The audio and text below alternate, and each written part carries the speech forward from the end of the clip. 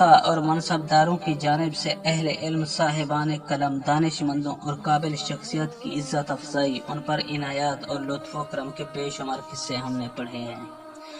بادشاہوں کے درباروں اور امراء کی محافل میں مذہب اور دنیا داری پر فکر انگیز گفتگو اور دلیل و منطق سے آراستہ مباحث اور قابل شخصیات کی تذکرے پر لطف بھی ہیں اور حیران کن بھی۔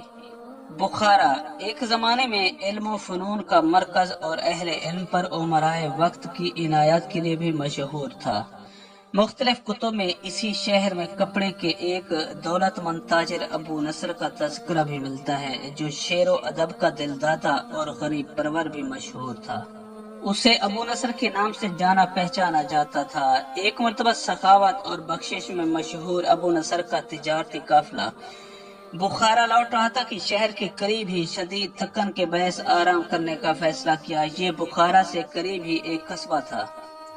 ابو نصر اور اس کے ساتھیوں نے کچھ دیر تھکن اتارنے کے بعد دسترخوان سجایا تو دیکھا کہ ایک شخص ان کی طرف آ رہا ہے۔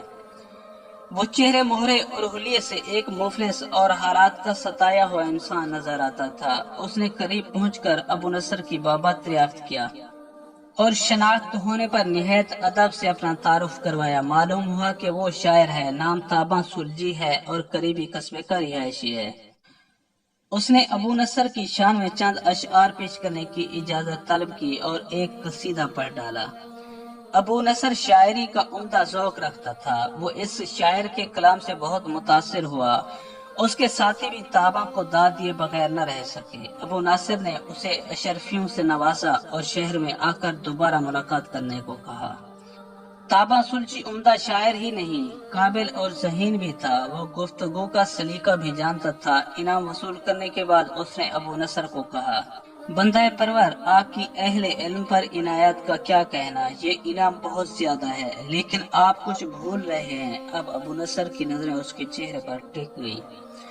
تابا نے نہایت ادب سے کہا کہ میرا کلام آپ نے پسند کیا اور گویا ایک شاعر کی قدر افزائی کی، اسے انعام بھی دیا۔ حضور، وہ شاعر جو تاباں سلجھی مشہور ہے، وہ تو آپ سے بہت خوش ہے، مگر سنا تھا کہ آپ غریب پرور بھی ہیں۔ اب اس نے ذرا توقف کے ساتھ کہا، یقین جانیے کہ میرا گزر بسر بہت مشکل سے ہوتا ہے۔ آپ نے ایک شاعر کو تو نواز دیا، مگر کیا آپ کے دروازے سے غریب اور مجبور انسان خالی ہاتھ لوٹ جائے گا؟ ابو نصر نے اس کی بات تحمل سے سنی اور مسکرا کر کہا کہ تم غریب اور مفلس نہیں بلکہ با کمال شاعر اور ذہین انسان ہو۔ یہ کہہ کر اس نے مزید رقم تاباں کو دی اور نہایت عزت اور احترام سے رخصت کیا۔ معزز دوستو، ہم امید کرتے ہیں کہ آپ کو ہماری یہ ویڈیو اچھی لگی ہو۔ اگر آپ کو ہماری یہ ویڈیو اچھی لگے تو پلیز آپ ہمارے چینل کو سبسکرائب اور اس ویڈیو کو لائک ضرور کیجیے۔ اب ہمیں اپنی اگلی ویڈیو تک کے لیے اجازت دیجیے، اس دعا کے ساتھ کہ اللہ پاک آپ کو اپنی حفظ و امان میں رکھے۔ اپنا بہت زیادہ خیال رکھیے گا۔ شکریہ، خدا حافظ۔